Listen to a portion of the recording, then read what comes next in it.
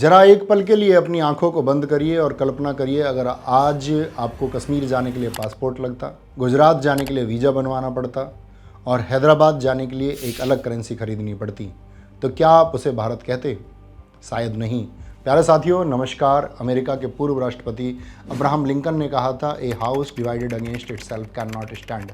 जो घर अंदर से बटा हो वो खड़ा नहीं रह सकता। 1947 में अंग्रेज हमें ऐसा ही एक बटा हुआ घर देकर गए थे। भारत 565 टुकड़ों से बिखरा हुआ था।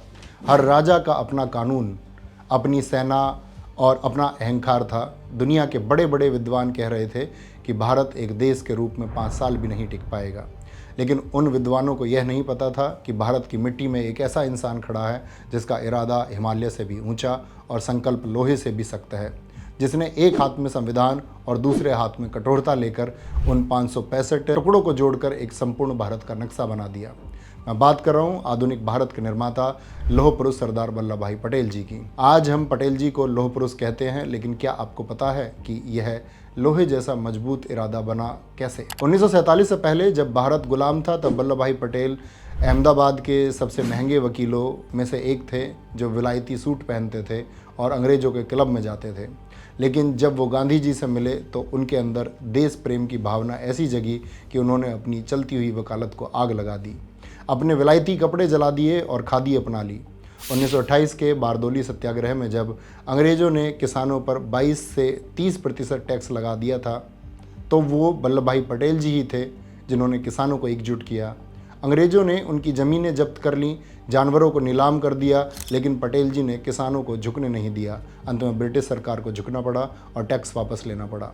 उस जीत के बाद बारदोली की महिलाओं ने उन्हें सरदार की उपाधि दी थी, क्योंकि वो सिर्फ नेताओं वाले भाषण नहीं देते थे। 1930 का नमक सत्याग्रह हो या 1942 का भारत छोड़ो आंदोलन, सरदार पटेल जी ने अपने जीवन के लगभग 6 साल अंग्रेजों की काल कोठरी में बिताए। अहमदनगर किले के जेल में रहते हुए उनका स्वास्थ्य बिगड़ गया, लेकिन उनका हौसला कभी नहीं टूटा। आज हम बात करेंगे उस लौह पुरुष और उस ऑपरेशन के बारे में जिसने दुनिया के सबसे अमीर आदमी को भारत के कदमों में झुका दिया। सरदार पटेल जी ने आज़ादी के बाद अपनी ज़बरदस्त कूटनीति से 562 रियासतों को तो भारत में मिला लिया था, चाहे त्रावणकोर हो या जोधपुर। उन्होंने साम दाम दंड भेद का इस्तेमाल करके सबको मना लिया। लेकिन 3 रियासतें गले की हड्डी बनी हुई थी, जूनागढ़, कश्मीर और भारत के पेट के बीचों बीच एक सबसे बड़ी मुसीबत हैदराबाद। किसी और वीडियो में आपसे जूनागढ़ और कश्मीर के भारत में मिलने की सरदार पटेल जी के महत्वपूर्ण भूमिका के बारे में जानेंगे। इस वीडियो में जानते हैं कि हैदराबाद के भारत में विलय के बारे में। हैदराबाद कोई छोटा मोटा राज्य नहीं था, 82,000 वर्ग मील का इलाका, जो आज के इंग्लैंड और स्कॉटलैंड से भी बड़ा था, जिसके शासक थे निजाम मीर उस्मान अली खान। इनकी ताकत का अंदाज़ा आप इनकी दौलत से लगा सकते हैं। 1937 में टाइम मैगजीन ने इन्हें दुनिया का सबसे अमीर आदमी घोषित किया था।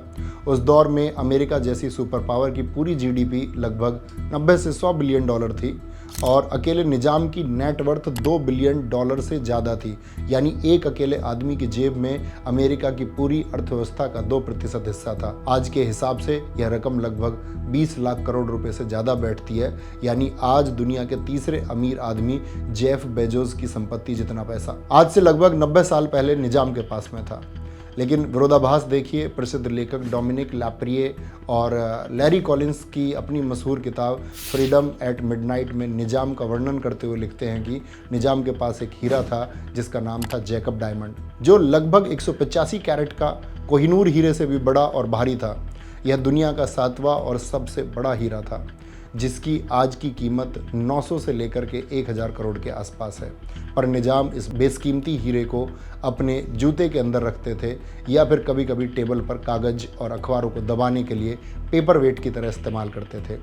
इतनी दौलत होने के बाद भी निजाम को कंजूसों का मुखिया कहा जाता था, क्योंकि निजाम 35 साल पुरानी मैली टोपी, फटे पीले सिले हुए मौजे, सालों पुराना कोट पहनते थे और पार्टियों में जाने पर लोगों से सिगरेट मांग कर पीते थे।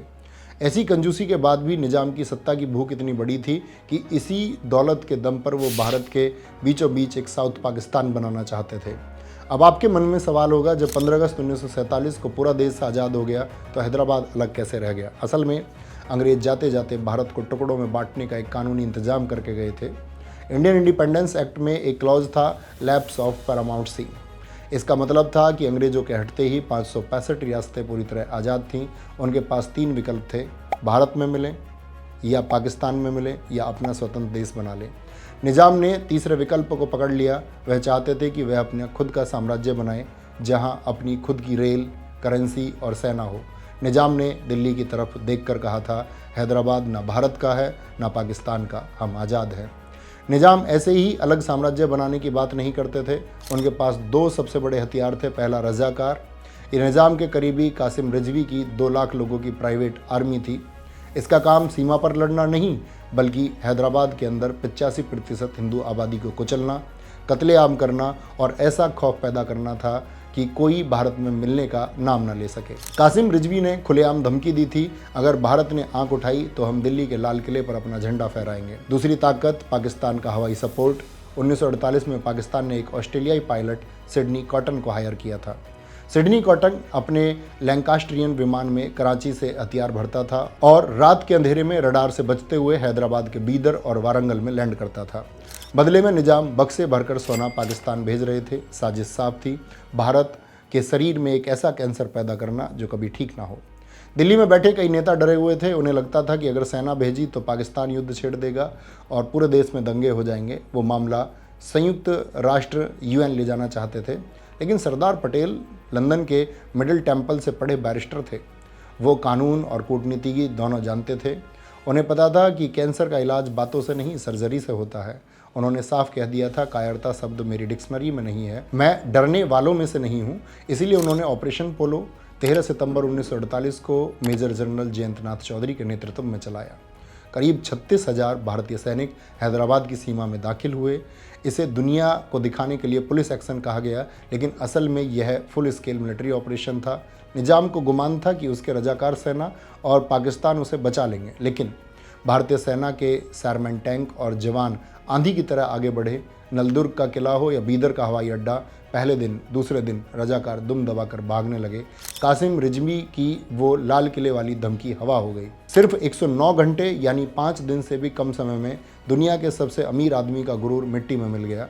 निज़ाम मीर उस्मान अली खान भारतीय सेना के आक्रामक रूप को देखकर इतना डर गए कि रेडियो पर आकर कांपती आवाज़ में 17 सितंबर की शाम को सरेंडर का ऐलान कर दिया।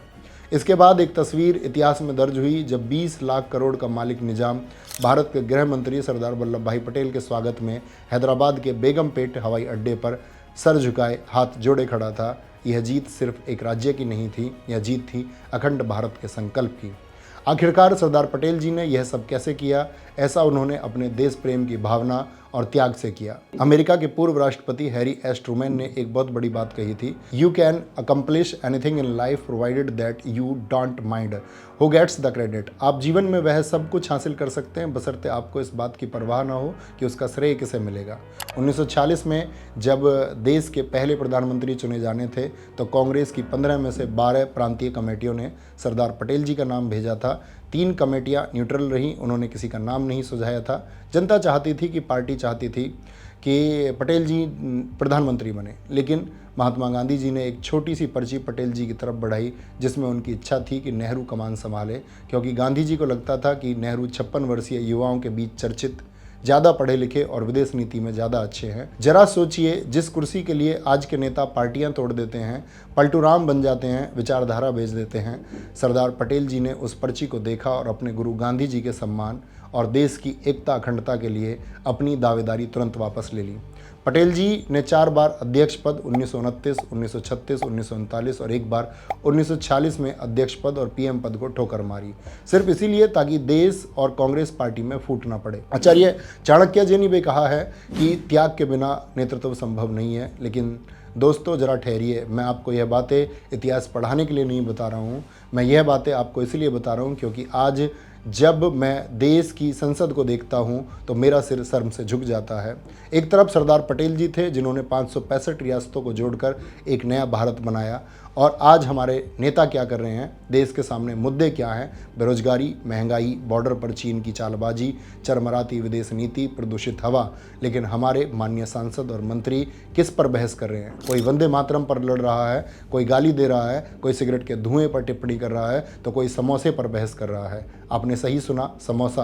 कुछ समय पहले एक माननीय सांसद जी ने संसद में समोसे के साइज और रेट पर चिंता जताई थी।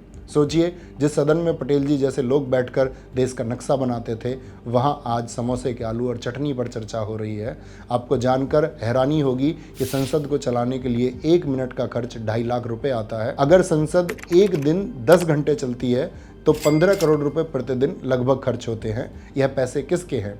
किसी नेता मंत्री के नहीं, यह पैसे आपके और हमारे टैक्स के पैसे हैं। आज के नेता मुद्दों की बातों पर बहस करना छोड़कर सारी बेतुकी बातें करते हैं और एक दूसरे पर चिल्ला चिल्ला कर रौब जमाने की कोशिश करते हैं। एक कहावत है ना, धोता चना बाजे घना। आज का नेतृत्व ऐसे ही शोर के बीच में दब गया है। आज हम कहीं ना कहीं ऐसे लोगों के ही प्रभाव में आकर विभाजित हो रहे हैं, जातियों में, धर्मों में, भाषाओं में। हम भूल गए हैं कि हम इंसान हैं, हमारे अंदर भावनाएं हैं। शायद पटेल जी ने एक इंसान को इंसान समझा था, इसलिए उन्होंने राजाओं को, नवाबों को, गरीबों को, अमीरों को, अलग अलग समुदायों को, सबको जोड़ करके एक भारत बनाया था। आज 15 दिसंबर है। आज ही के दिन 1950 में भारत के यह लौह पुरुष हमेशा के लिए शून्य में विलीन हो गए थे। पटेल जी जो देश के पहले गृह मंत्री, उप प्रधानमंत्री और सूचना प्रसारण मंत्री रहे, जिन्होंने पूरे देश का खजाना भर दिया, उन्होंने अपनी जेब खाली रखी। जब वो गए तो उन्होंने अपने परिवार के लिए ना बंगला ना गाड़ी कुछ नहीं छोड़ा। उनके बैंक खातों में करोड़ों नहीं, बस 260 रुपये मिले। आज ऐसे पद का नेतृत्व करने वाले नेताओं के पास कौन सी सुख सुविधाएं नहीं हैं? इस बारे में ना पूछो तो ही सही है। ऐसे नेता आज ऐसे लोगों को अपना दोस्त बताते हैं जिसके बारे में बताया ही नहीं जाता। तो आज मेरी आपसे एक बड़ी अपील है, साथियों, महापुरुषों की बड़ी बड़ी मूर्तियां बनाना अच्छी बात है, ये हमारे सम्मान का प्रतीक है, लेकिन हम उन मूर्तियों के पीछे छिपकर देश के असली मुद्दों को भूल जाएंगे तो यह उनका सम्मान नहीं, अपमान होगा। सरदार पटेल जी को याद करने के लिए किसी छुट्टी की ज़रूरत नहीं है। उन्हें याद करना है तो अपने विवेक को जगाइए, सवाल पूछिए उन लोगों से जो देश को तोड़ना चाहते हैं। मजबूत बनिए, सिर्फ शरीर से नहीं, चरित्र से, क्योंकि देश बड़ी बड़ी बातों से नहीं, समस्याओं को सुलझाने से चलता है। याद रखिए, इतिहास गवाह है, पद और कुर्सियाँ जिन्ना और हिटलर को भी मिली थी, लेकिन ये एक देश को देश नहीं बना पाए थे। यह मत देखिए कि कौन सा नेता कितना अच्छा भाषण देता है, यह देखिए कि कौन देश को जोड़ रहा है और कौन देश को तोड़ रहा है। अपने प्रतिनिधि के रूप में चुनाव उसका करिए जिसे चुनने के बाद आपको गर्व हो, शर्मिंदगी नहीं। तय आपको करना है कि आप एक जागरूक नागरिक बनेंगे या फिर एक भीड़ का हिस्सा। जय हिंद, जय मां सरस्वती।